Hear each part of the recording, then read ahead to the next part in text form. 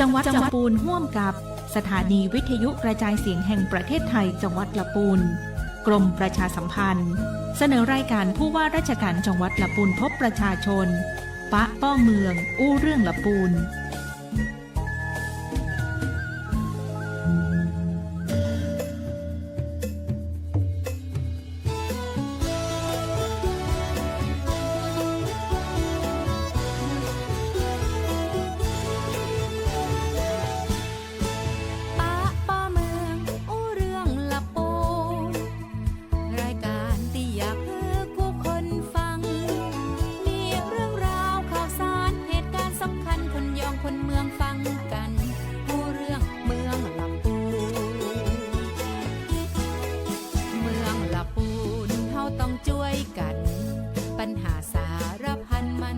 หมดสิ้นไป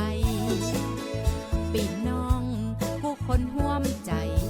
แป่งเมืองลำพูนฮือยิ่งใหญ่ตลอดกาลมีทุกฮ้อนหารือส่งเสียง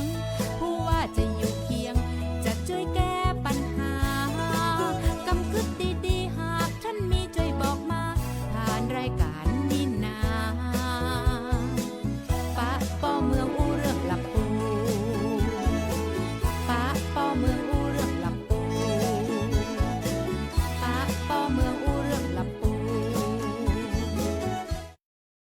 สวัสดีเจ้า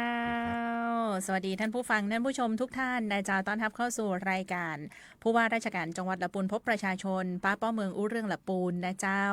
สัปดาห์นี้อยู่ด้วยกันกับท่านผู้ว่าราชการจังหวัดท่านปิยพงษ์ชูวงศ์ท่านผู้ว่าป้องสวัสดีเจ้าสวัสดีพี่น้องชาวจังหวัดลำพูนที่รักทุกท่านครับเจ้าท่านผู้ว่าป้องสัปดาห์นี้ท่านมาพร้อมกับสภาพอากาศที่เย็นๆเพิ่มขึ้นมานิดนึงนะเจ้าใช่ครับแต่รู้สึกจะน้อยลงกว่า2 สัปดาห์ที่แล้วซึ่งเย็นถึงขีดสุดที่ประมาณเช้าในเมืองลำพูนอาจจะใกล้ๆเลข10 องศาเซลเซียสเนาะ12 13เจ้ารู้สึกว่าเมื่อเช้านี้กับเมื่อวานนี้ยังไม่ต้องกระตือรือร้นที่จะหยิบเสื้อหนาวมาใส่นักออกกำลังกายเบาๆให้อุ่นขึ้นก็สบายพอดีสบายนะเจ้าเรื่องของสภาพอากาศระยะนี้ป้นบอกว่าฟังเก็บเสื้อกันหนาวเตื้อฟังเก็บผ้าตุ้มผ้าตัวบ คืออย่าเพิ่งเก็บผ้าห่มนะเจ้าเพราะว่ายังต้องใช้อยู่นะครับยังต้องใช้อยู่ยังต้องใช้อยู่เนาะก็ส่งความปรารถนาดีนะเจ้าถึงกันในช่วงของรายการนะเจ้ารายการวิทยุผู้ว่าราชการจังหวัดลำพูนพบประชาชนนะเจ้าป้าป้อเมืองอู้เรื่องลำพูนนะเจ้าเนาะวันนี้ก็มีหลายเรื่องเลยนะเจ้าท่านผู้ว่าที่จะมาประชาสัมพันธ์อู้จากกันนะเจ้า2 เรื่องหลักๆที่จะคุยกับพี่น้องประชาชนก็อย่างที่นำเรียนไว้เมื่อสัปดาห์ที่แล้วครับน้องออยว่าเดี๋ยวจะคุยกันเรื่องมาตรการที่เกี่ยวข้องกับหมอกควันไฟป่าให้ละเอียดยิ่งขึ้นถึงมาตรการที่จังหวัดจะขับเคลื่อน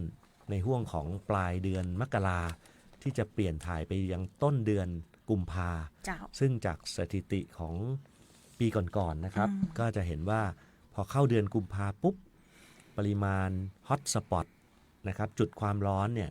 ที่ถ่ายโดยภาพถ่ายดาวเทียมเนี่ยก็จะสูงขึ้นนะครับสูงขึ้นไม่เฉพาะจังหวัดลำพูนนะครับหมายความว่าสูงขึ้นในภาพรวมทั้งหมดแล้วลำพูนเองก็จะสูงขึ้นตามไปด้วยเหมือนกับค่าเฉลี่ยของทั้งประเทศนะครับก็เดี๋ยวเรามาฟังกันไปเรื่อยๆว่าเรามีมาตรการใดบ้างนะครับและเรื่องใดบ้างที่จะขอความร่วมมือกับพี่น้องประชาชนนะครับแล้วก็พี่น้องประชาชนเองหากเกิดความไม่สบายใจในเรื่องภูมิอากาศที่เป็นอย่างนี้เราจะร่วมกันแก้ไขปัญหายังไงนะครับเดี๋ยวค่อยๆคุยกันไปเจ้าแถมเรื่องนึงก็คงต้องมานับถอยหลังกันเกี่ยวกับการจัดการเลือกตั้งแล้วก็การออกเสียงประชามตินะเจ้าที่จะถึงนี้เราจะเริ่มที่เรื่องเลือกตั้งก่อนเอาอะไรก่อนดีเจ้าท่านว่าเจ้าไหนๆเปิดเรื่องมาแล้วคุยเลยก็ได้ครับเอาเลือกตั้งก่อนแล้วกันเนาะเจ้าเนาะนับถอยหลังสู่การเลือกตั้งสมาชิกสภาผู้แทนราษฎรแล้วก็การออกเสียงประชามตินะเจ้าวันนี้วันที่23อีกกี่วันครับนับถอยหลังแหมกี่วันแล้วเนี่ยแหมบอกกี่วันแล้วนะท่านผู้ว่าเจ้า7 บวก 8อีก15 วัน15 วันท่านผู้ว่านับถอยหลังทุกวันเลยก็เจ้า15 วันที่เหลือเนี่ยเราจะทำอะไรกันบ้างดีนะครับสิ่งหนึ่งที่อยากจะบอกก็คือผมคงใช้ห่วงโอกาสนี้ทำความเข้าใจนะครับแล้วก็ประชาสัมพันธ์ไปยังพี่น้องประชาชนเจ้าแล้วก็ไปพร้อมๆกับหัวหน้าส่วนราชการไม่ว่าจะเป็นหัวหน้าส่วนราชการ หน่วยงานต่างๆหรือนะครับท้องถิ่นท้องที่คือท่านนายอำเภอท่านนายกองค์กรปกครองส่วนท้องถิ่นให้ช่วยรณรงค์ครับรณรงค์ให้ชาวลำพูนเนี่ยออกไปใช้สิทธิ์เลือกตั้งกันให้มากๆนะครับเหมือนกับคำพูดหนึ่งที่มีการพูดผมชอบเดี๋ยวเปิดดูดิแอบดูหน่อย ลำพูนไม่ลำพังรวมพลัง รวม เพื่ พ อ ลัง ลำพูน ครับอันนั้นก็คำหนึ่งแต่ผมชอบอีกคำหนึ่งนะเจ้าป้องแชมป์หรือเปล่าจังหวัดลำพูนเป็นจังหวัดที่มีคุณภาพประชากรสูงที่สุดในการทำหน้าที่พลเมืองใครไม่รู้เขียนแต่ถูกใจผู้ว่าราชการจังหวัดมากนะครับการทำหน้าที่พลเมืองก็คือการออกไปใช้สิทธิ์ใช้เสียงนะครับแล้วก็การเลือกตั้งนะครับจากองค์ความรู้ที่เราได้ศึกษานะครับโดยไม่ถูกชักจูงไปในทางที่ทำให้หน้าที่พลเมืองเนี่ยสูญเสียไปนะครับเช่นเราไม่ขายเสียงของเราอันนี้เป็นอีกเรื่องหนึ่งที่เราอยากจะรณรงค์ควบคู่ไปด้วยแล้วก็เสียงของเราที่ออกไปใช้สิทธินั้นนี่เป็นความพยายามอย่างหนึ่งเนาะที่เราจะทำให้บัตรที่เกิดจากเสียงของพี่น้องประชาชนเนี่ยเป็นบัตรเสียน้อยที่สุดเราจึงพยายามที่จะอธิบายเพราะว่าการเลือกตั้งในปีนี้มันเป็นการเลือกตั้งที่มีความขั้นตอนจะเรียกว่าซับซ้อนมากขึ้นก็ไม่ถูกทีเดียวนักมีขั้นตอนเพิ่มขึ้นมาแทนที่เราจะเลือกเฉพาะสมาชิกสภาผู้แทนราษฎรแบบบัญชีรายชื่อและแบบแบ่งเขตซึ่งเป็นบัตร2ใบแล้วนะเรายังต้องมีบัตรอีก1ใบเป็นบัตรสีเหลืองที่เราประชาสัมพันธ์กันไปบ้างแล้วนะครับคือการออกเสียงประชามตินะครับว่าท่านจะเห็นด้วยหรือไม่กับการมีรัฐธรรมนูญฉบับใหม่นะครับอาจจะเป็นการแก้ไขหรือเป็นการยกร่างใหม่ทั้งหมดนั่นก็เป็นอีกขั้นตอนหนึ่งนะครับแต่ถ้าเราเห็นชอบหรือไม่เห็นผมจะต้องคิดคำนี้ก่อน เดี๋ยวไปบอกเห็นด้วยไม่มีนะเห็นด้วยในบัตรจะใช้คำว่าเห็นชอบหรือไม่เห็นชอบนะครับจำง่ายๆว่าจะเห็นช้างหรือไม่เห็นช้างนั่นแหละถ้าเห็นชอบกาเห็นชอบไม่เห็นชอบกาไม่เห็นชอบแล้วก็มีช่องที่3คือไม่แสดงความคิดเห็นอันนี้พูดถึงบัตรการออกเสียงประชามตินะครับน้องออยเสริมเรื่องบัตรสีเขียวกับสีชมพูสักนิดครับบัตรสีเขียวเป็นบัตรเลือกตั้งแบบสสเขตนะเจ้าสสเขตในพื้นที่เฮาละปูนเฮาก็จะมี2เขตเลือกตั้งเนาะเจ้าท่านผู้ว่าเจ้าเขตเลือกตั้งที่1ก็คืออำเภอเมืองอำเภอบ้านที่แล้วก็อำเภอแม่ทาครับผมอันนี้ก็จะอยู่ในส่วนของเขตเลือกตั้งที่1ท่านก็ต้องไปดูแล้วล่ะว่าท่านจะไปเลือกสสที่อยู่ในเขตเลือกตั้งที่1ที่สมัครเนี่ยมีอยู่10คนท่านจะเลือกคนไหนท่านก็ไปกาคือในบัตรสีเขียวนะเจ้าส่วนเขตเลือกตั้งที่2นั้นมี5อำเภอได้แก่อำเภอเวียงหนองล่องอำเภอบ้านโฮ่งอำเภอทุ่งหัวช้างอำเภอลี้และอำเภอป่าซางนะครับเนาะอันนี้ก็มี10ท่านเหมือนกันที่สมัครนะเจ้าเป็นสมาชิกสภาผู้แทนราษฎรแบบแบ่งเขตในส่วนของเขตเลือกตั้งที่2แบ่งเขตบัตรสีเขียวพรรคการเมืองเลือกปาร์ตี้ลิสต์สีชมพูแบ่งสีเขียวนี่เลือกคนที่รักสีชมพูเลือกพรรคที่ชอบจำง่ายๆอย่างนี้นะครับก็เวลาท่องไว้หน่อยเดี๋ยวเวลาไปถึงกันความสับสนแต่เวลาไปเดี๋ยวอย่างนี้ครับผมมีวิธีแก้ความสับสนอยู่นิดนึงน้องออยเล่าให้ฟังไว้ก่อนนะว่าเดี๋ยวสักสัปดาห์หน้าเนี่ยกำลังนัดหมายกันละฝ่ายพวกเราเนี่ยประชาสัมพันธ์ต่างๆสวท.ด้วยก็ต้องเป็นทีมของผมแล้วล่ะก็คือจะจำลองให้ดูผมขอให้ทางกกต.เนี่ยช่วยจำลองคูหาให้ดูว่าเวลาไปเลือกตั้งเนี่ยนะเดินไปตรงนี้หย่อนบัตรตรงนี้แล้วเดินออกมาฟังว่านะยังไม่เห็นของจริงนะฟังว่าห่างออกมาแค่เมตรเดียวเนี่ยเราก็จะหย่อนบัตรสีเหลืองซึ่งเป็นบัตรออกเสียงประชามติมันจะเป็น2ขั้นตอนนะขั้นตอนแรกบัตร2ใบเหลืองกับชมพูนะครับเลือกคนที่รักโทษผมพูดผิดนะถอนใหม่เขียวกับชมพูพรรคเลือกคนที่รักเลือกพรรคที่ชอบแล้วก็เดินออกมาอีกห่างกันสักเมตรเดียวเนี่ยก็จะรับบัตรสีเหลืองเพื่อจะกาเห็นชอบหรือไม่เห็นชอบกับการแก้ไขครับผมเห็นช้างหรือไม่เห็นช้างเห็นชอบหรือไม่เห็นชอบกับการแก้ไขกับการมีรัฐธรรมนูญฉบับใหม่เจ้าเนาะก็ตอนนี้ต้องเรียนว่าท่านผู้ว่าเจ้าทุกบ้านจะได้หนังสือเล่มนี้เจ้าเป็นหนังสือข้อมูลเกี่ยวกับการออกเสียงประชามตินะเจ้าซึ่งทางไปรษณีย์เนี่ยเปิ้ลจัดส่งไปให้ทุกท่านที่บ้านแล้วนะเจ้าพร้อมกันกับข้อมูลเล่มนี้ก็จะมีหนังสือฉบับแผ่น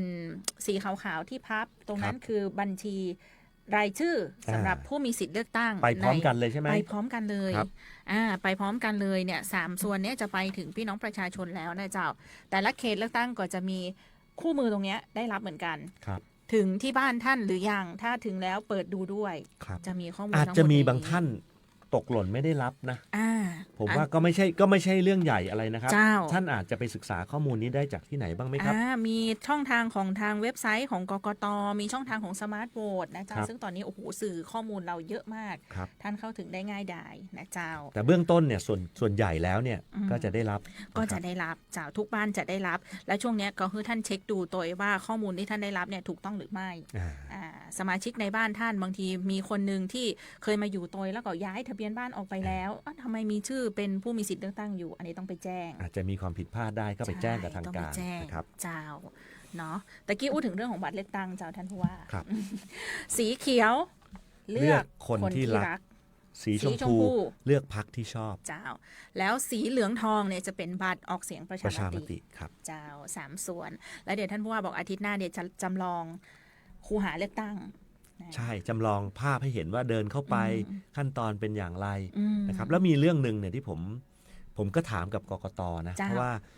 เราเองก็เป็นนะครับ เจ้า คิดไหมว่าเดี๋ยวจะเลือกคนนั้นเบอร์นั้น แล้วก็จะมีพักอีก อืม เดินเข้าไปแล้วลืม ลืม กกตบอกว่าในคูหาเนี่ยจะมีแผ่นที่มองเห็นได้ว่าเป็นเบอร์อะไรบ้าง อืม ที่อยู่ในเขตที่เราเลือกเนี่ยมีเบอร์หนึ่งเบอร์สองเป็นใคร เพื่อกันลืมเรานะครับ เจ้า อันนี้ก็ผมว่าวิธีเนี้ดีขึ้น เจ้า แต่ก่อนนู้นอาจจะไม่มีขั้นตอนนี้นะปีนี้เขาเสริมตรงนี้ขึ้นมา เจ้า เดี๋ยวจะดูในแบบจำลองว่าเป็นอย่างไรเดี๋ยวติดตามกันอีกครั้งหนึ่ง เดี๋ยวมา นะค ป รับ ระชาสัมพันธ์กันเป็นระยะทุกสัปดาห์อยู่แล้วแหละเรื่องนี้ท่าน ครับ ผู้ว่าปักหมุดไว้ในทุกอาทิตย์ที่ ครั จะ บ ต้องมานั่งอู้กับพี่น้องชาวละปูนเฮาเจ้า ท่านผู้ว่าเจ้าแต่สถิติเจ้าเรื่องของตะกี้ท่านว่าบอกชอบคำที่บอกว่าอะไรนะ อ่า จังหวัดละปูน เป็ เป็น น จังหวัด อันดับ ที่ หนึ่ มี ง คุณภาพประชากรสูงที่สุดในการทำ ทำหน้าที่พ พ ลเมือง พลเมือง แล้วท่านผู้ว่าพูดมานิดนึงบอกว่าสิ่งหนึ่งที่สำคัญเลยนอกจากการรักษาสถิติแล้วก็คือเรื่องของการทำให้การเลือกตั้งนั้นมีคุณภาพ ใช่ โดยการที่มีบัตรเสียน้อยที่สุด ถูกต้องครับ ก็ต้องฝากเน้นย้ำนิดนึงคือคนเฒ่าคนแก่บางทีมันไปเลือก คน ตั้ง เฒ่าคนแก่ แล้วบ้านเราก็มีชาติพันธุ์ อืม ซึ่งบางทีการสื่อสารเนี่ย เจ้า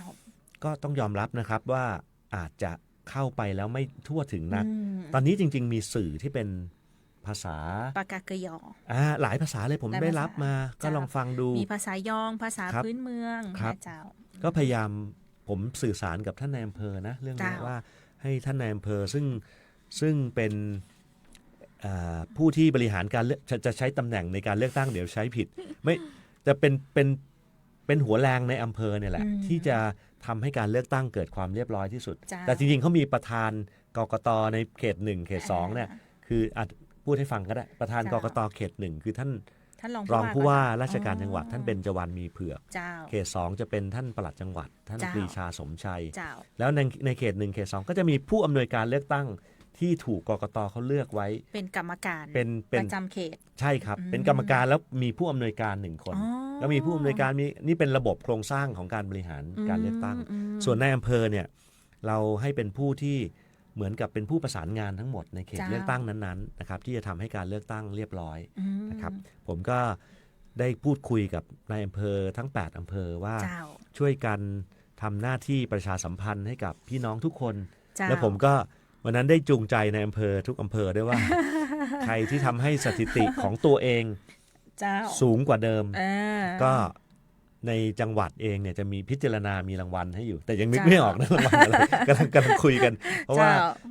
เจ้ จะต้องเป็นรางวัลแห่งความภาคภูมิใจอ่ะซึ่ง เจ้า ซึ่งเราต้องนั่งคิดกันว่าจะใช่อะไรกับนายอำเภอดีนะคือ เจ้า แข่งจะบอกแข่งกับคนอื่นเดี๋ยวไม่ยุติธรรม อืม เพราะว่าแต้มต่อไม่เหมือนกันนะถูก เจ้า ไหม ท่า ถู น กไหม ผู้ว่า ฮะ เจ้า แต้มต่อไม่เหมือนกันเราอยู่อำเภอเล็กอำเภอใหญ่เนี่ย อืม การจะทำเปอร์เซ็นต์ให้สูงขึ้นเนี่ยมันเหนื่อยไม่เท่ากันเท่าไหร่อะ มีบางหน่วยเลือกตั้งคือแบบ100%น่ะ ใช่ อ่า เพราะฉะนั้น ข มัน องละปูน่ะถึง อ่า ขนาดนั้นเลยอ่ะ มากันหมดแบบไม่อยากจะ ไม่อยากจะเชื่อเลยนะว่าเป็นไปได้จริงๆนะไม่ เกิด ไม่ ขึ้น หลุ ได้ ดเล จ ย ริง ใช่ 100% แต่ถ้าท่านแข่งกับตัวเองเนี่ยท่านเคยได้84 เจ้า คราวนี้ท่านได้85 อืม อันเนี้ยถือว่าท่านเข้าข่ายที่จะได้รับรางวัลแล้วนะ อ่า นี่วันนั้นผมประกาศไว้ที่สภากาแฟ เจ้า ทุกคนเห็นด้วยนะ ทุกคนบอกวิธีนี้เห็นด้วย อ่ เพราะถ้าเอาอำเภอเมืองไปแข่งกับอำเภอ เดี๋ยวที่ประชากรน้อยกว่า เช่นอำเภอทุ่งหัวช้าง อืม ประชากรจะน้อยกว่าใช่ไหมอย่างเงี้ย เจ้าบ้าน เดี๋ยวบอก ทิอะไรอย่างเงี้ย บ้านทิก็บอกอย่างนี้เมืองก็บอกเหนื่อยกว่าแน่นอนเลย ไม่เหนื่อยกว่าครับท่านแข่งกับตัวเอง แข่งกับตัวเอง ไม่ได้แข่งกับคนอื่นนะครับ เจ้าเนาะ ก็ถือเป็นเรื่องที่ทำแล้วมีความสุขนะครับ การ เจ้า ที่ไปบอกให้พี่น้องประชาชนได้ตื่นตัวเรื่องนี้ผมก็ขับเคลื่อนไปสักสัปดาห์หนึ่งเนี่ยก็รู้สึกว่ารู้สึกหัวหน้าส่วนราชการที่มาเป็นทีมน้องออยเองมาช่วยกันเนี่ย ยินดีเจ้า ก็รู้สึกสนุกสนานกับเรื่องนี้นะครับ เจ้า แล้วก็อยู่ด้วยความคาดหวังว่าเดี๋ยวผลลัพธ์จะเป็นยังไงเนาะชาวลำพูนจะทำอย่างที่จะช่วยกันสร้างสถิติใหม่กับผมหรือเปล่าอะไรอย่างเงี้ยนะ ครับ เจ้าจริงๆต้องเรียนว่าท่านผู้ว่าท่านก็มีแคมเปญรณรงค์การประชาสัมพันธ์เชิงรุกของ ครับ ท่าน เดี๋ยวก็ ครับ จะบอกว่าเนี่ยท่านก็จะ ไปเป็นประหนึ่งผู้สมัครว่า ก็ออกหาเสียงครับ ม ออกหาเสียงของทุกคนให้ออกมาเลือกตั้ง อ่า เสียงสนับสนุนให้ ไม่มี กา เบอร์ ลืกตั้ง นะครับ ไม่มีเบอร์ไม่มี เจ้า พักใด ๆ ทั้งสิ้น แต่ อ่า ผมขอเสียงทุกคนให้ออกมาใช้สิทธิ์ของท่าน จ้าน นะครับ เป็นสิทธิ์และเป็นหน้าที่ด้วย อื ทำไมถึงใช้คำว่าหน้าที่ครับ เพราะว่า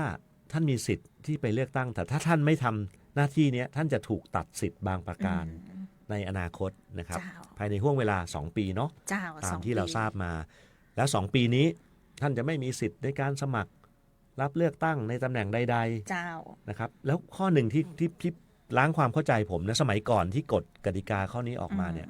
เวลาเราไม่ไปใช้สิทธิ์เนี่ย อืม สิทธิ์จะกลับคืนมาเมื่อมีการเลือกตั้ง ครั้งต่อไป ครั้งต่อไป แต่อันนี้ไม่ใช่นะครับ หายไปเลย2 ปี มันจะต้องครบ 2 ปี จ้ะ เพราะฉะนั้นท่านต้องไปใช้สิทธิ์เถอะ อืม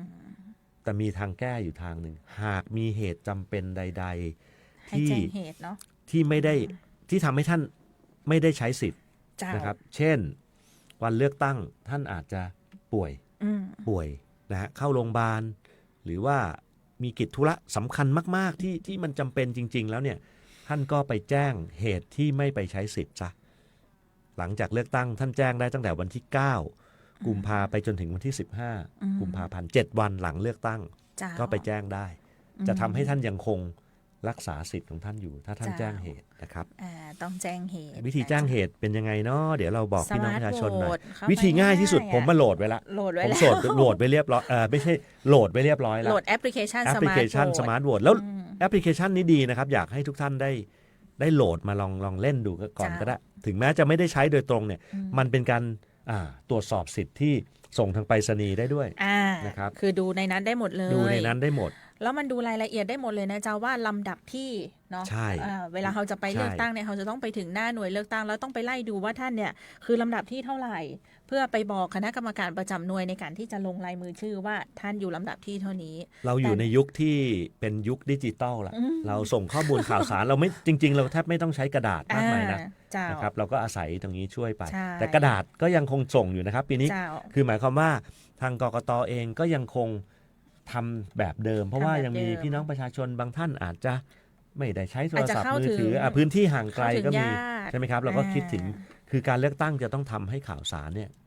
กระจายไปยังพี่น้องประชาชนทุกคน ให้มากที่สุด เพราะฉะนั้นเราอยู่ในสังคมเมือง เราอาจจะคิดว่ากระดาษไม่จำเป็น แต่ เจ้า พี่น้องไกลๆเนี่ยบางทีก็ยังใช้ ใช้ กระดาษอยู่ เนี่ย ใช่ค เปิ รับ ดดูได้เปิ้ล เรา ทำ เห็ ดี นครับ ดีเนี่ยชัดเจนเลยขนาดใหญ่ตัวนะเจ้าคนเฒ่าคนแก่อย่างเวลา เห็น เปิด ชัด เข้ามา เจน อ่านดูก็ชัดเจนเลยเจ้า ก็อย่างที่ท่านผู้ว่าบอกคือ มันจะมีในสมาร์ทโหวตเนี่ยมีบอกเลยแหละว่าท่านอ่ะอยู่ลำดับที่เท่าไหร่อย่างสมมติท่านผู้ว่าอยู่ลำดับที่ 19 แหมไม่ได้โทรศัพท์ไม่ได้อยู่กับ เดี๋ยวไม่ได้จะกดให้ดู ปุ๊บเข้าไปถึงที่หน่วยเลือกตั้งท่านไปบอกเลยท่านลำดับที่ ครับ 19 ไม่ต้องไปแบบไล่ดูว่าลำดับที่เท่าไหร่อย่างเงี้ยนะเจ้าประห เดี๋ยว ยัดเวลา เดี๋ยว ด้ เรา ย มีคลิปกันสักคลิปดีกว่าก่อน เจ้า จะถึงวันว่า อืม เข้าไปในสมาร์ทโหวตจะมีอะไรให้ดูบ้างเนาะ อ่า เดี๋ยวว่าหลังจะทำค เดี๋ ลิ ย ป วให้ผู้ สั้น ว่า ๆให้ รี ดู วิวให้ ได้ เจ้าแถมเรื่องหนึ่งที่เป็นห่วงเจ้าท่านผู้ว่าคือพอเราย้อนดูสถิติการ ครับ เป็นแชมป์ เป็ ข น อง ยังไงบ้าง จังหวัดลำพูนเนี่ยนะเจ้าในการเลือกตั้งครั้งล่าสุด1 กุมภาพันธ์ 68เนาะเป็นการเลือกตั้งอบจ อบจนะ เจ้าตรงเนี้ยเขาก็รักษาสถิติจำนวนผู้มาใช้สิทธิ์สูงที่สุดได้ อืม นะเจ้าเช่นเดียวกันกับการเลือกตั้งสสเมื่อปี 2562 ครับผม เขาก็รักษาสถิติผู้มาใช้สิทธิ์เลือกตั้งได้ อืม แต่สถิติหนึ่งที่ท่านผู้ว่าบอกว่าเนี่ยพลเมืองคุณภาพเนี่ยคือเรื่องของการ บัตรเสียใช่ไหม บัตรเสีย ไหน ส่ว ขอดูนิดนึงว่า อืม ให้เห็นภาพนิดนึงว่าสัด เจ้า ส่วนเสียเยอะไหมครับ เสียเยอะ ปี จากเป้า หก หมายที่เราตั้งไว้ ปี เนี่ย เอาง่าย 3% ๆปี66ก็แล้วกัน เจ้า มีบัตรเสียร้อยละ 4.34 ถูกไหม เจ้า ซึ่งถือว่า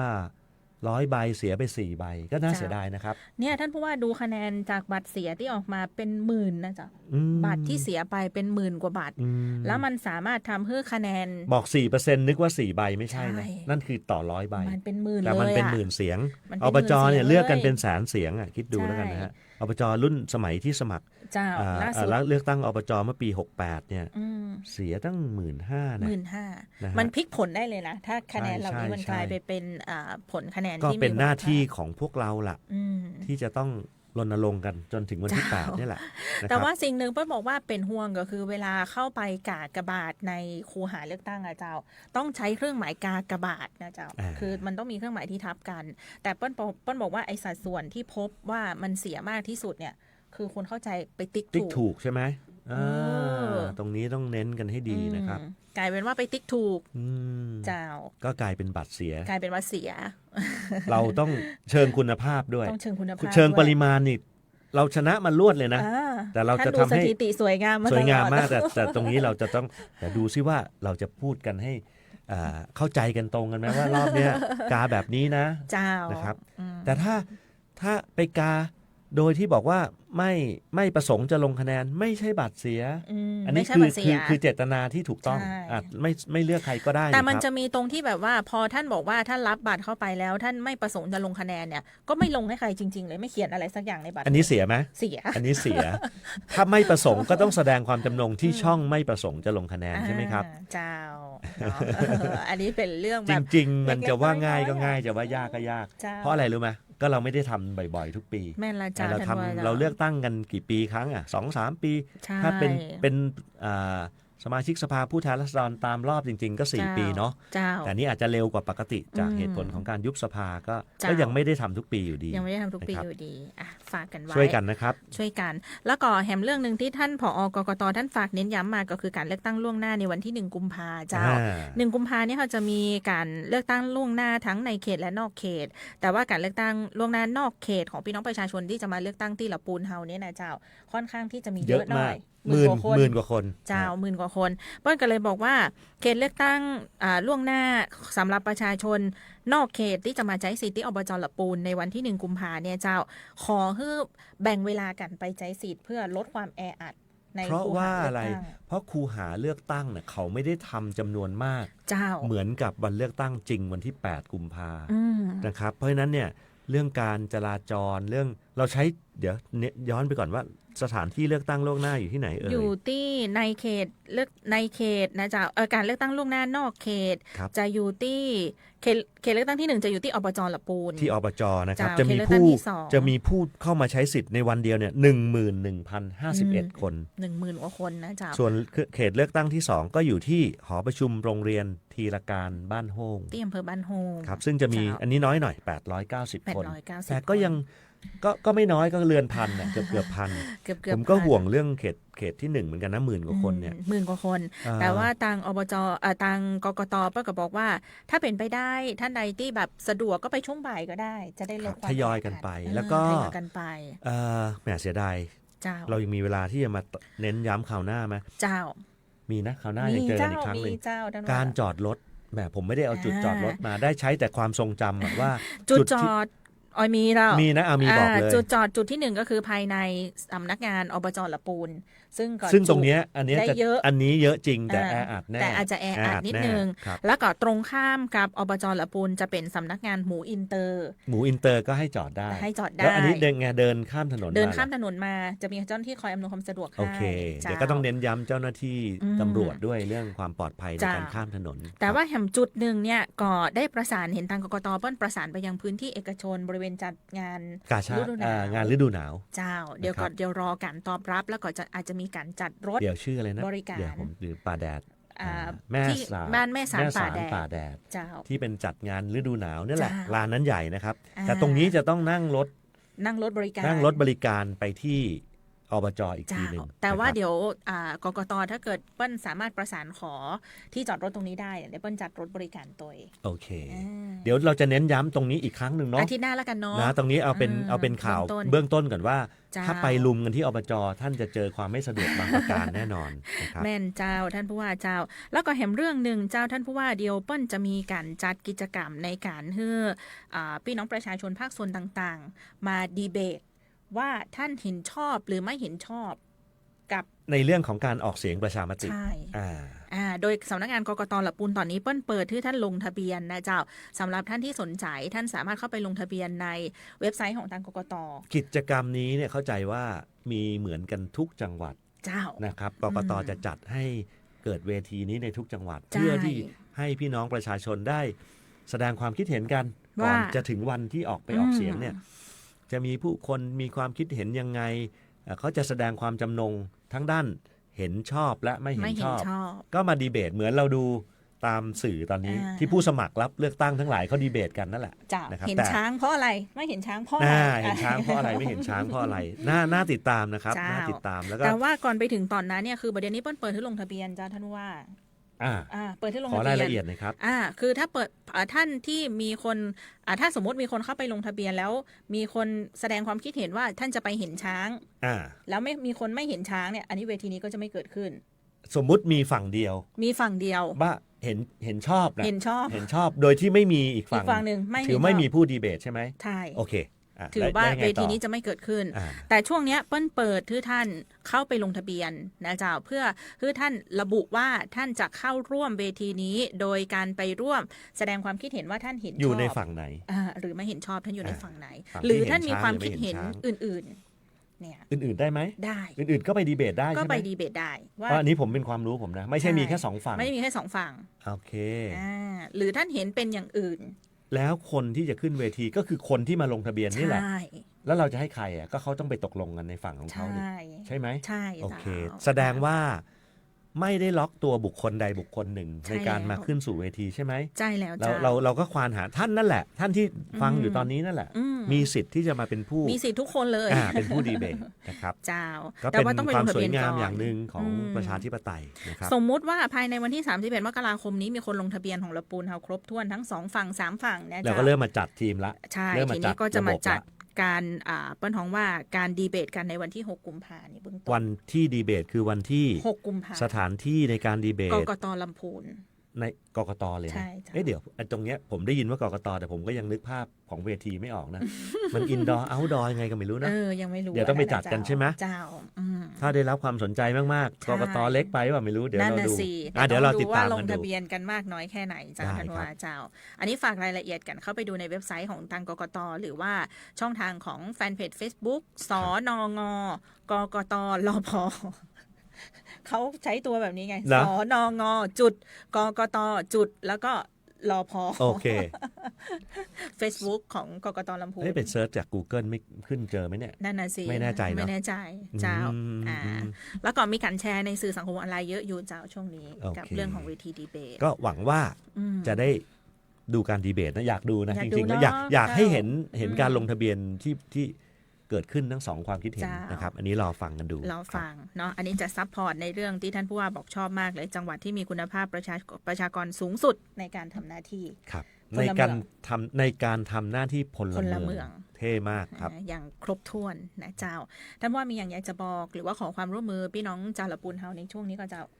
ก็พูดคุยกันนะครับ พูดคุยกันแบบเชิงสร้างสรรค์ เจ้า เชิงสร้างสรรค์ว่าเดี๋ยวจะไปใช้สิทธิ์กันยังไงนะครับ ผลทั้งหมดเนี่ยแต่นิดหนึ่งนะ เจ้า เขาบอกว่า ถ้าคุยกันให้ดินยาวๆอย่าเถียงกันเรื่องการเมืองมาก เดี๋ยวจะไม่ดีคนในบ้านผมคนในบ้านก็ไม่ได้เหมือนกัน บ้านนู้นก็ไม่เหมือน ซึ่งเป็นความสวยงามพี่น้องผมก็ไม่ได้คุยกันก็ไม่ได้มีรสนิยมตรงกันทั้งหมด เจ้า อันนี้เป็นเรื่องธรรมดา เป็นเรื่องธรรมดา แต่อย่าทะเลาะกัน อย่าทะเลาะกัน ทุกคนไประบายความรู้สึกที่ครูหาเลือกตั้ง เจ้า เท่านั้นเอง แล้วผลออกมาเป็นยังไงเราก็ยอมรับ กัน เจ้า เท่านั้นเองนะครับ เนี่ยบอกความนะคะคือท่านผู้ว่าเห็นเรื่องหนึ่งว่าละปูนเฮาเนี่ยเป็นจังหวัดที่เวลามีการจัดการเลือกตั้งอย่างนี้แล้วเนี่ยเราเปิ้ลบอกว่ามันไม่ได้มีเรื่องการร้องเรียนกันในระหว่าง เยี่ยมมาก เรื่องของ นี่เป็นความน่า ห รั ลั ก งการเลือกตั้งเลยจริงๆ ทุกคนยอมรับในความเป็นประชาธิปไตย ครับ นะเจ้าเนาะ หนึ่ง ถือ เสียงก็เท่ากันหมดทุกคน ทุกเท่ากันหมด นะครับ นะเจ้า แต่อย่าไปฮื้อบัตรเสียเยอะเลยเสียดายคะแนนเสียหนึ่งกว่าคะแนน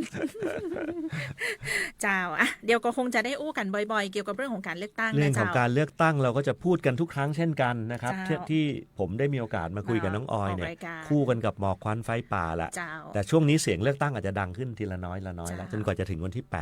แต่ท่า นะคน รับ ผู้ฟังทางบ้านเนี่ยอาจจะได้ยินเสียงท่านผู้ว่าบ่อยขึ้น เพราะว่าช่วงนี้ท่านผู้ว่าอัดเสียง ครับ แล้ว ผม ส่งออกเสียงทำสายทุกวันเลย ทุกวันครับ มีเป็นภาพวิดีโอก็มีนะเมื่อวาน เจ้า ทางประชาสัมพันธ์มาอัด อืม ก็อย่าเพิ่งเบื่อกันแล้วซะก่อนกันแล้วกันนะครับ เจ้าเนาะก็ร่วมด้วยช่วยกันนับถอยหลัง ครับ นะเจ้ากับการเลือกตั้งในวันที่ 8 กุมภาพันธ์ ครับผม นะเจ้าอ่ะแถมเรื่องหนึ่งหมอกควันไฟป่า ก็ เจ้าท่านผู้ว่าสถานการณ์ฝุ่น PM 2.5 ละปู ฝุ่น เนา อย่าง ช่วง นี้ครับ นี้ ผมติดตามทุกวันเนี่ยโชคดีนะครับที่ เจ้า เอาในสถานีที่บ้านกลางที่อำเภอเมืองเนี่ยรู้สึกจะวัดแล้วยังไม่เกินค่าที่เป็นจะเปลี่ยนเป็นสีส้มที่ 37.5 ใช่ไหมครับ เจ้า หลายๆวันมานี้จะอยู่ระดับ 20 กว่าคือหายใจสะดวกสบายนะครับไม่ต้องเป็นกังวลมาก ยังไม่ต้องถึงขนาดงดกิจกรรมกลางแจ้งทีเดียวนะครับแต่ก็ไม่ได้ต่ำเหมือนฤดูอื่นนะมันก็สูงขึ้นนั่นแหละ แต่ว่ายังสูงแบบสูงปกติอ่ะ จะใช้คำไหนดี ยังอยู่ มั ใน น เก เริ่ม ณฑ์ อยู่ในเกณฑ์ที่แตะขอบ แต่มันเริ่มไปหาสีส้มแล้วล่ะ สีส้ม ทีนี้ที่อำเภอลีเนี่ยจะสูงกว่า อย่างเช่นเมื่อเช้าเท่าไหร่ครับน้องออย เช้าของเมื่อวานเนาะ เจ้าเช้าของทวาเปิ้ลค่าเฉลี่ยเปิ้ลคิดสัก4 ชั่วโมงนะเจ้า 24 ชั่วโมง สัก4 ชั่วโมง 38.1 ไมโครกรัมต่อลูกบาศก์เมตร เกินแล้วนะเนี่ย เกินแล้ว ซึ่งเราเรียกว่าสีส้มละ สีส้ม ของลีนะครับ เจ้า ของเมืองที่บ้านกลางที่เมืองลำพูนจะเป็น 25.3 เนาะทีนี้ด้วยตัวเลขเนี้ยมันก็บอกอะไรเราอะสีส้มเนี่ยเขาจะมีคำเตือนมาพูดกันทวนอีกครั้งไหมครับ เจ้า ถ้าเป็นสีส้มก็คือเริ่มมีผลกระทบต่อสุขภาพนะครับ ประชาชนทั่วไปให้ใช้อุปกรณ์ป้องกันตัวเอง เช่นหน้ากากป้องกัน PM 2.5 ทุกครั้งที่ออกนอกอาคารจำกัดระยะเวลาในการทำกิจกรรม หรือออกกำลังกายกลางแจ้งที่ใช้แรงมาก ควรสังเกตอาการผิดปกติ เช่นไอหายใจลำบากระคายเคืองตานะครับกลุ่มเสี่ยง เช่นคนที่มีโรคประจำตัวที่เกี่ยวข้องกับทางเดินหายใจนะฮะหรือกลุ่มเปราะบางผู้สูงอายุนะครับใช้อุปกรณ์ป้องกันตัวเองเช่นกันนะฮะก็ใช้หน้ากากป้องกันที่ออกนอกอาคาร แล้วก็เลี่ยงการทำกิจกรรม หรือออกกำลังกายกลางแจ้งที่ใช้แรงมากนะครับก็อันนี้ก็เริ่มที่จะต้องหันมาเตือนละ เจ้าน นะครับเตือนแบบนี้เราทำอะไรกับมันได้บ้าง เราในฐานะเราอยู่ในเมืองลำพูนด้วยกัน เราอยู่ในประเทศไทยด้วยกัน ในโลกใบเดียวกันด้วยซ้ำเราช่วยกันยังไงได้บ้างครับ ที่จะทำให้ปัญหานี้ลดน้อยลงประการแรกนะครับ ก็คงต้องพูดแบบเดิมว่าเราแบ่งระดับของการดูแลพื้นที่ที่เกี่ยวข้องกับการเผานะครับหมอกควันทั้งหลายเนี่ย เจ้า เป็น3กลุ่ม1คือชุมชน พื้นที่ชุมชน 2คือพื้นที่เกษตร3คือ พื้นที่ป่า พื้นที่ป่าหรือพื้นที่อนุรักษ์ต่าง เจ้า ๆนะครับเช่น พื้นที่อนุรักษ์พันธุ์สัตว์ป่าอะไรพวกนี้เราถือเป็นกลุ่มที่ จ้ะ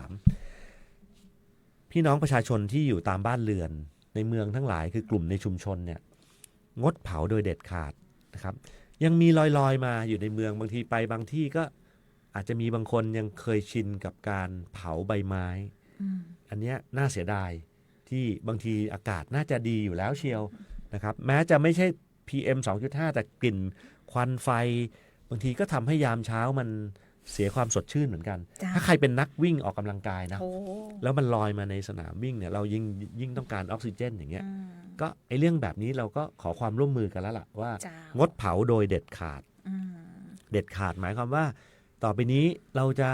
ไม่เผาแล้วนะครับ เราใช้เสวียนรักโลกกันแล้วนะครับในพื้นที่สาธารณะ เช่นโรงเรียนบ้านที่จวนผู้ว่าก็ทำนะครับ ที่อำเภอที่วัดนะครับเรามีเสวียนสังเกตดูก็เป็นตัวอย่างที่ดีนะครับที่จะลดพื้นที่ในเผาในชุมชนได้นะครับ เจ้า ส่วนกลุ่มของพื้นที่เกษตรก็คุยกับทางเกษตรแล้วเนี่ยจริงๆมาตรการของทางด้านเกษตรเนี่ยเขาชัดเจน อืม เขาประกาศห้ามเผามาอยู่แล้ว เจ้า นะครับห้ามเผาโดยที่เขามีมาตรการเขาเรียกอะไรอะมาตรการจะแหมใช้ ชิง ทาง เก็บ ทางกฎหมายมาตรการทางกฎหมายสำหรับผู้ที่เผาด้วย เช่นมีการตักเตือน3 ครั้งเนี่ยเขาจะตัดสิทธิ์ เจ้า ตัดสิทธิ์ที่พึงจะได้รับจากกระทรวงเกษตร ใช่ ในการช่วยเหลือด้านต่าง อย่างสมมติว่าปีในปีหนึ่งเปิ้ลมีก้า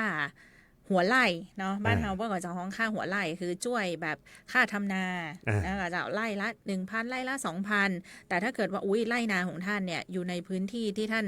จุดไฟเผา ๆครับ แล้วเกษตรเปิ้ลมาร์คหัวไว้เนี่ยแสดงว่าปีต่อไปนี้ก้าหัวไร่ท่านจะมาได้แล้ว ครับ ท่านจะไม่ได้รับสิทธิ์ความช่วยเหลือจากมาตรการของรัฐ ทีนี้อย่างนี้ครับ บ้านเรือนชุมชน จ้ะ เกษตร จริง ๆ แล้วตอนเนี้ยก็การพูดว่าห้ามเผาเนี่ยจริง ๆ กฎหมายไม่ได้ให้เผาอยู่ละ เจ้า ทำไมผมต้องใช้คำว่าจริง ๆ มันมีไม่จริงด้วยเหรอ คือกฎหมายเนี่ยนะครับมีบังคับอยู่แล้ว เจ้า มีบังคับท่านอยู่แล้ว ตามพรบต่างๆนะครับพรบส่งเสริมรักษาคุณภาพสิ่งแวดล้อมพศ2535นะครับแม้อ่านไปจะเสียเวลามากมาตรา97เนี่ยผู้ใดเผาเนี่ยก็ถือว่ามีความผิดทางกฎหมาย เจ้า หรือพรบการสาธารณสุขพศ2535ก็มีบังคับไว้อยู่แล้วพรบรักษาความสะอาดความเป็นระเบียบเรียบร้อยของบ้านเมือง ก็มีบังคับอยู่แล้ว นะครับ อันเนี้ยกฎหมายมีอยู่แล้วแต่เราก็ไม่รู้ว่าจะทำยังไงเราบ้านเดียวกัน เราจะเอากฎหมายไปบังคับไปเอาผิดผู้กระทำผิดวันพรุ่งนี้เลย เจ้า มันก็กระไรอยู่ นะครับเพราะเราเป็นครอบครัวเราท่านเผามาเคยเผาแล้วอยู่ดีปีนี้มาจับ เจ้า ทำไมทำไมปีที่แล้วไม่จับเหรออะไรเงี้ยอย่างนี้ผมอธิบายเหตุผลอย่างนี้น้องออยและพี่น้องประชาชนครับ ทุกปีเนี่ยสิ่งแวดล้อมมันแย่ลงเรื่อยๆนะครับเราอาจจะเคยชินกับพฤติกรรมบางอย่าง มันเคยทำแล้วไม่เป็นไร เจ้า แต่ปีนี้ปรากฏว่าด้วยความที่สภาพแวดล้อมเนี่ยโดยเฉพาะอากาศเนี่ยมันแย่ลงมากๆเนี่ยจนกระทั่งกรมควบคุมมลพิษเนี่ยเขาประกาศให้จังหวัดลำพูนเป็น1 ใน 4 จังหวัดของประเทศไทยนะ อันนี้ท่านว่าอู้มาหลายสัปดาห์ หนึ่งใน แล้ว เอางี้1 ใน 4 จังหวัดของภาคเหนือ เจ้า ถ้าประเทศไทยรวมกรุงเทพด้วยเป็นจังหวัดที่ ก็อยู่ในหนึ่ง 5 เป็น ใน จังหวัด 10 ที่เขา ท็อป เอาสถิติของปีที่แล้ว จ้ะ นะครับมาดูแล้วเขาบอกว่าถ้าไม่มีมาตรการเด็ดขาดเนี่ยคนลำพูนนั่นแหละเดือดร้อนก่อน จ้า เพราะเราต้องอยู่ในสภาวะอากาศที่มันแย่ลง แล้วภาพรวมของประเทศก็เดือดร้อนไปพร้อมๆกันด้วย เจ้า นะครับลำพูนเชียงใหม่เชียงรายแม่ฮ่องสอนนะครับทั้ง 4 จังหวัดนี้เป็นจังหวัดที่ต้องควบคุมระดับของ PM 2.5 นะครับระดับของ Hot Spot ให้ โทษนะครับให้อยู่ในเกณฑ์ที่ยอมรับได้ จริงๆ เกณฑ์ที่ยอมรับได้มันไม่ควรจะมีด้วยซ้ำเหมือนกับสถิติ เวลาท้องถนนเนี่ยบอกว่ายอมรับได้ที่จะมีคนเสียชีวิต คล้ายๆกันแต่ว่าแต่เรื่องนี้มันเป็นวิทยาศาสตร์หน่อยหนึ่งครับคือ PM 2.5 เนี่ยมันขึ้นโดยรอบของมันเมื่อฤดูกาลมาถึงเนี่ยเช่นเมื่อกี้บอกว่าพอกุมภาเนี่ยฮอตสปอตโทษนะระดับ PM ก็จะสูงขึ้นอยู่แล้ว เจ้า แต่ไอสิ่งหนึ่งที่มนุษย์ไปเติมมันเข้าไปอีกคืออะไรครับ คือจุดความร้อนที่เกิดจากการเผา ผมคุยกันมาทุกห้องประชุมว่าตกลงฮอตสปอตหรือไฟป่า หรือจุดความร้อนที่ดาวเทียมจับมาเนี่ยเกิดจากธรรมชาติสร้างหรือเปล่าเขาบอกไม่ใช่ครับ เจ้า 100% เลยคือเกิดจากมนุษย์จุดขึ้นนะครับเพราะฉะนั้นเนี่ยอันนี้จึงเป็นที่มาอย่างนี้ครับจังหวัดได้มีนโยบายนะครับนโยบายที่จะประกาศห้ามบุคคลทำการเผาในที่โล่งในเขตพื้นที่จังหวัดลำพูนนะครับน้องออยครับในบรรดา4จังหวัดที่ผมเอ่ยนามเมื่อสักครู่ที่อยู่ในกลุ่มที่กรมควบคุมมลพิษเนี่ยเขาจับตาดูว่านี่คือจังหวัดที่มีระดับมลพิษทางอากาศสูงเนี่ย เจ้า เชียงใหม่ประกาศห้ามเผาไปแล้วตั้งแต่วันที่1 มกราคม เจ้าท่าน นะครับ ว่าเจ้า แม่ฮ่องสอนประกาศไปแล้วแต่วันเริ่มต้นห้ามเผาคือวันที่14 กุมภาพันธ์นะครับเหมือนมีสไลด์อยู่นะ เชียงราย เจ้า เชียงรายประกาศไปแล้วห้ามเผาตั้งแต่วันที่1 กุมภาพันธ์นะครับก็หลากหลายกันไปลำพูนยังไม่ได้ประกาศ ยังไม่ได้ แต่ ประกาศ ผ่านการประชุมไปเรียบร้อยแล้วครับ เจ้า แล้ว วัน ผม ก่อนเนาะ กำลังอยู่ในระหว่างการเสนอลงนามโดยผู้ว่าราชการจังหวัดแต่ที่ยังไม่ลงนามเนี่ยเพราะว่ามีการเพิ่มเติม กฎหมายบางประการเข้าไป เจ้า นะครับน่าจะเสนอภายในสัปดาห์นี้แหละครับ อืม แต่บอกไว้เลยว่าตามมติที่ประชุมได้ประกาศแล้วนะครับขอบอกให้ทราบทั่วกันว่า เราจะประกาศห้ามบุคคลทำการเผาในที่โล่งในพื้นที่จังหวัดลำพูนเนี่ยตั้งแต่วันที่1 กุมภาพันธ์ ถึง 2569 นะครับ เจ้า แล้วก็จะห้ามเผาไปจนถึงวันที่ 31 31 พฤษภาคมนะครับซึ่งวันกำหนดวันสุดท้ายของการห้ามเผามักจะไล่เรียงกันอยู่ที่ประมาณเดือนพฤษภา เจ้า แต่จังหวัดเรากำหนดไปถึงวันที่ 31 พฤษภาคมนะครับก็ 120 วัน 120 วัน ผมถามคำถามครับหรือน้องออยจะถามผม ผมถามเองตอบเองแล้วกัน เจ้า ผมถามว่าเมื่อกี้ผู้ว่าบอกว่าก็มีกฎหมายตั้งหลายฉบับควบคุมอยู่แล้วนี่ อืม แล้วทำไมต้องมีประกาศล่ะ ใช่ อ่า นี่คือคำถามที่เกิดขึ้นเสมอเลยนะ จริงๆ ทำให้คนเข้าใจผิดโดยเจ้าท่าน ผม ว่า ถ้าไม่มีประกาศลงนามผู้ว่าก็เผาได้สิ ใช่ อย่างนี้ครับ หรือท่านผู้ว่าบอกเนี่ยจะประกาศตั้งแต่วันที่1 กุมภาพันธ์ไปพี่น้องชาวบ้านอาจจะฟังแล้วบอกว่าอุ๊ยอันรีบเลย อย่างนี้ครับ เจ้า นี่คือข้อมูลจากห้องประชุมที่ อืม ได้รับการรายงานโดยท่านท้องถิ่นจังหวัดเนาะ เจ้า ท่านก็กรุณาอธิบาย ซึ่งไม่ใช่หลักของกฎหมายซะทีเดียว 100% นะ เจ้า มันเป็นหลักของการอยู่ร่วมกันในสังคมด้วย จ้ะ อย่างที่ผมบอกตั้งแต่ต้นว่า ชีวิตเติบโตมาก็เผามาอยู่เรื่อยใบไม้ก็เคยเผาเป็นเรื่องปกตินี่ อืม แต่พอมาถึงปีนี้สภาวะแวดล้อมมันแย่ลงแล้วเนี่ย เราต้องเปลี่ยนพฤติกรรมไงครับ เจ้า แม้จะมีกฎหมายเนี่ยก็ผู้ที่ไปเอาผิดท่านทางกฎหมาย เขาก็อาจจะไม่ได้ดำเนินการอย่างเข้มงวด อืม นะครับ เช่นปีที่แล้วผมถามว่ามีการจับกุมผู้กระทำผิดหรือปรับผู้ที่ทำการเผาได้ยินมาว่ามีสัก1 ราย 2 รายหรือเปล่าถ้าทำไม่ผิดเนี่ยผมก็บอกว่าถ้าอย่างนั้นเนี่ยเราคงต้องประเมินกันครับน้องออย อืม ว่าทำไมถึงการเผาเกิดขึ้นเยอะ แต่ผู้กระทำผิดมีน้อยจัง อืม น่าคิดนี่เป็นคำถามที่ผู้ว่าถามนะครับ เจ้า ก็ปรากฏว่าเราคงเป็นครอบครัว เราคงอยู่กันแบบครอบครัว อืม ทีนี้ครอบครัวเราเนี่ยถึงวันเนี้ยมันถึงวันที่เราเดือดร้อนทั้งครอบครัวละ เจ้า คนเริ่มสุขภาพไม่ดีมากขึ้นละ อืม เพราะฉะนั้นทุกคนต้องร่วมกัน การที่ประกาศวันนี้แล้วไปมีผลวันที่1เนี่ยก่อนถึงวันที่1ท่านก็ผิดกฎหมายนะครับ แต่เราจะใช้วิธีเข้าไปตักเตือน อืม เข้าไปตักเตือน แล้วไปด้วยแล้วเมื่อก่อนเจ้าเห็นมีรายงานจากองค์กรปกครองส่วนท้องถิ่นหลายแห่งเลย มีแล้วครับในอำเภอรายงานแล้วครับก็เข้าไปตักเตือน เข้าไปตักเตือน แต่หลัง เป็ วันที่ ลายลักษณ์อักษรไป 1 แว หลังวันที่ 1 มาตรการทางกฎหมายปรับ หรือมาตรการลงโทษทางอาญาที่มีผลทางโทษที่กำหนดไว้ในกฎหมายเนี่ยก็จะต้องดำเนินการอย่างเด็ดขาด จ้า เพราะฉะนั้นปีนี้เนี่ยผมต้องพูดอีกครั้งว่าต้องขอโทษไว้ล่วงหน้า ถ้ามีผู้ที่ถูก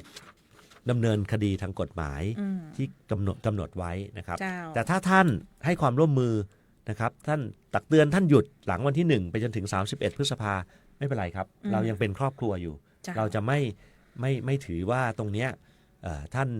เราไม่เจตนาเราไม่ต้องการจะไปหาผู้กระทำผิด เราต้องการไม่ให้เกิดการเผาเกิดขึ้นในบ้านเรา เจ้า นี่คือ มันเป็นการซ้ำเติมคุณภาพอากาศ ผมพูดมาซะยาว อย่างร้ายแรง เลยเนี่ยมันพอจับใจความได้ไหมว่า การลงนามให้มีการประกาศห้ามเผากับไม่ลงนามต่างกันยังไง อืม น้องออยสรุป สรุปก็คือว่าจริง ๆ กฎหมายห้ามเผา เหมือนกัน ตลอด 365 วันอยู่แล้ว มันไม่ได้มีช่องว่างว่าหยุดให้เผาช่วงไหนยังไงได้บ้าง ครับ แต่จากสถานการณ์นะเจ้าของปัญหาฝุ่น PM 2.5 ที่มันมีแนวโน้มค่าของฝุ่นต่างๆ มันเพิ่มมากขึ้นแล้วมันส่งผลกระทบกับทุกๆ คน เลยจำเป็นที่ต้องประกาศตัวนี้ออกมา เพื่อให้ย้ำเตือนให้ทุกคนทุกฝ่าย มันการย้ำเตือนก็ไม่ใช่เป็นเพียงแค่กระดาษไปย้ำ ใช่ มันจะมีมาตรการสอดรับทางกฎหมาย เช่น จะต้องทำยังไง อำเภอทุกอำเภออ ม จะมีประกาศสอดรับกับประกาศของจังหวัด จ้ะ นะครับเพราะฉะนั้นนายอำเภอเองก็จะต้องขันน็อตอย่างที่น้องออยใช้คำนั้นแหละ ก็คืออหันไปสอดส่องดูแล เพราะถ้านายอำเภอปล่อยให้มีการเผาหมายความว่ามันมีการกระทำที่ละเว้นการปฏิบัติหน้าที่ ซึ่งตรงเนี้ย ประกาศเนี่ยมันอยู่ในป คื ระ อก าศ คือถ้า นี้ ท่าน เลย เผาแล้วเขาไม่จับท่านน่ะคนที่ดูแลรับผิดชอบทางกฎหมายเขาก็มีความผิดนะ พูดกันแบบนี้ ผู้บังคับ แล้วกัน ใช้กฎหมายก็ถือว่ามีความผิดขั้น ถูก ละ ต้อง เลยการปฏิบัติ พออำเภอ หน้ที่ ประกาศแล้วเนี่ยองค์กรปกครองส่วนท้องถิ่นทั้งหมดเนี่ย57 แห่งใช่ไหม 57 แห่งจ้ะ ก็จะต้องดำเนินการอย่างเข้มข้นในการ จ้ะ ช่วยกันรณรงค์เรื่องนี้ ไม่ใช่รณรงค์ละ ต้องไป กำกับ ดำเนิน ดูแล การกำกับ ครับแล้วก็ป้องกันไม่ให้เกิดการกระทำผิด แม้กระทั่งผู้ใหญ่บ้านเมื่อก่อนเจ้าท่านผู้ว่า ครับ ผู้ใหญ่บ้าน พ่อหลวง ป้อกำนัน ครับ นะเจ้าถือว่าเป็นเจ้าพนักงานของรัฐ ใช่ ที่อยู่ในท้องที่ถ้าลูกบ้านท่านเนี่ย จุดขี้โคเผาที่ท่านที่นี่แล้วท่านบอกไปดำเนินการ ครับ ถือว่าผู้ใหญ่บ้านนั้นนะครับ ละเลยการปฏิบัติหน้าที่ ครับ ถูกต้องเหรอเจ้า ครับ นะแล้วท่านอย่าคิดว่าค่าปรับมันไม่แพง ท่านอย่าคิดว่าค่าปรับไม่แพงนะเจ้าค่าปรับเนี่ยบางกฎหมายบางตัวเนี่ย หลักหมื่นหลักแสนนะเจ้ายังดูตัวเลขถ้าเป็นพระราชบัญญัติคุ้มครองสัตว์ป่าสงวนอย่างนี้นะเจ้าตัวเลขค่าปรับตั้งแต่ 40,000 ถึง 2 ล้านบาท หรือทั้งจำทั้งปรับเลยนะเจ้า แล้วก็ทุกฉบับมีอย่างเช่นพรบการสาธารณสุขเนี่ยมีทั้งโทษจำและโทษปรับนะจำคุกไม่เกิน3 เดือนหรือปรับไม่เกิน 25,000 หรือทั้งจำทั้งปรับ เจ้า เป็นต้นนะครับพรบรักษาความสะอาดเรียบร้อย เขตทาง เขตทาง เผาพื้นที่ริมทางเนี่ยปรับเป็นพันนะเจ้า น้องออยวันนั้นที่ถามเรื่องริมทางเนี่ย เจ้า ก็เลยเอาไปถามกับ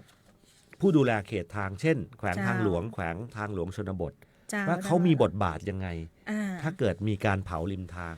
วันนั้นผมอาจจะตอบน้องออยไม่ได้เคลียร์มากนะ เจ้า บอกว่าจริง ๆ ริมทางก็คือชุมชนนะ อืม ชุมชนหน่วยที่ดูแลเนี่ยเป็นหน่วยอื่นอยู่แล้วเช่นเป็นองค์กรปกครองส่วนท้องถิ่นนั้น เจ้า ๆ แต่ทีนี้ถ้ามันไม่ริมทางจริง ๆ ริมขอบทางเนี่ย ทางแขวงทางหลวงหรือแขวงทางหลวงชนบทเขามีรถน้ำสำหรับการดับเพลิงเบื้องต้นนะครับต้องใช้คำว่าเบื้องต้นเพราะถามลึกๆเนี่ยเขาไม่ใช่หน่วยดับเพลิงโดยตรง เจ้า แต่เขามีรถน้ำที่จะเอาไปสกัดหากพูดง่ายเขาก็จะเป็นหน่วยแรกแหละที่เข้าไปถ้าเพลิงมันยังไม่ได้โหมแรง แต่ถ้ามันลุกไหม้แล้วก็ต้องมาระดมกันละท้องถิ่นนั้นๆก็ต้องมาช่วยกันดับนะครับเพราะฉะนั้นทั้งแขวงทางหลวงแขวงทางหลวงชนบทยังคง ต้อง เป็นทีมนะเป็นหน่วยที่ร่วมกันกับเราในการแก้ไขปัญหานี้ด้วยเช่นกันนะครับ ก็ถือว่าร่วมด้วยช่วยกันทุกส่วนทุกหน่วยเดียวประกาศเนี้ยจะออกอย่างเป็นทางการเร็วๆนี้แหละแต่เริ่มมีผลตั้งแต่วันที่1 กุมภาพันธ์เป็นต้นไป1 กุมภาพันธ์ถึง31 พฤษภาคมแน่นอนครับอันนี้เป็น 120 วัน มติแล้วเดี๋ยวคงได้จ้างเวียนประกาศที่ลงนามแล้วต่อไป เดี๋ยวอยู่ระหว่างที่ท่านผู้ว่าจะได้ลงนาม ครับ ในรายละเอียดของประกาศตรงนี้นะเจ้าแต่ว่าย้ำว่า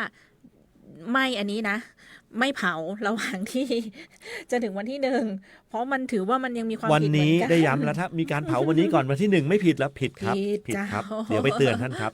เนาะเดี๋ยวโดนเตือนนะเจ้าและที่สำคัญในประกาศฉบับนี้จะมีช่องทางการรับแจ้งเหตุกรณีพบเห็นการกระทำความผิดตามกฎหมายต่างๆ ตัวนะเจ้าท่านผู้ว่าเจ้าซึ่งท่านผู้ว่าก็คือนโยบายในส่วนของการบริหารจัดการช่องทาง ครับ เพื่อรับแจ้งเหตุจากพี่น้องประชาชน เรื่องนี้เป็นเรื่องที่ เจ้า มันต้องคุยกันให้ละเอียดมาก เพราะว่าผมก็ได้รับเป็นเรื่องคลาสสิกนะการแจ้งเหตุเนี่ยเพราะว่าพวกเราไม่ค่อยคุ้นชินว่าเดี๋ยวปีหนึ่งเราจะแจ้งเหตุ แจ้งที่ไหน เพลิงไหม้ที่ไหนเพลิงไหม้เนี่ยรู้อยู่แล้วถ้ามันเป็นเพลิงไหม้เนี่ย191อยู่แล้วอันนี้อัคคีภัยอย่างเงี้ยนะครับแต่ไอ้แบบทุ่งข้างๆบ้านมันเกิดเผาเราอยากจะแหมรำคาญจังเลยอยากจะฟ้องทางการเนี่ยเราอยากจะฟ้องใช้คำนี้เลยนะจะเดินเข้าไปฟ้องโทรศัพท์ไปฟ้องไม่สะดวกผมเนี่ยนั่งประชุมแล้วก็หาคำตอบมาว่าเอายังไงดีนะครับก็เกิดช่องทางดังนี้ครับเดี๋ยวจะค่อยๆอธิบายเนาะนี่เดี๋ยวแอบดูเวลาก่อน เวลาเหลืออีก สัก ไม่ 10 นาทีนะ ไม่ถึง ถึงไหม เวลาเหลืออีกนิดเดียว ไม่ถึง ประมาณ รีบพูด 2-3 นาที จริง เจ้าท่านผู้ว่าเจ้า นานกว่านั้นไม่ได้เหรอครับ ไม่ได้แล้ว อย่างนี้ครับ 4 นาที อย่างแรกเลย191โอเค อย่างแรกเลย191เจ้า วันนั้นเราก็ขอช่องทางที่ทุกคนคุ้นที่สุดเหตุด่วนเหตุร้ายแจ้ง191ขอพ่วงตรงนี้เข้าไปด้วยแล้วเดี๋ยวทางฝ่ายปกครองก็จะเข้าไปคุยกับโอเปอเรเตอร์ของ191ของเราเนี่ยว่าถ้าเกิดเป็นเรื่องของการเผาเนี่ยขอให้รับช่องทางนี้ไว้ด้วย แล้วเริ่มตั้งแต่วันนี้ได้เลยก็ต้องสมมุติว่าเนี่ยยังตอนเนี้ยควายมานี่เห็นป้าอุ้ยคนนั้นจุดขี้โคเผาอยู่ใกล้ๆบ้านได้เลยเพราะว่าสั่งด่วนไปแล้วว่าให้ไปประสานงานกับโอเปอเรเตอร์ของ191แล้วก็ถ้ารับแล้วเขาจะแจ้งไปยังใครหน่วยที่รับเนี่ยอยู่ที่พื้นที่ไหนล่ะครับก็อำเภอรับไปอำเภอก็ไปดูว่าองค์กรปกครองส่วนท้องถิ่นไหนที่ใกล้มันก็จะมีลำดับขั้นอยู่อันนี้เป็นช่องทางง่ายๆที่นึกอะไรไม่ออกนะ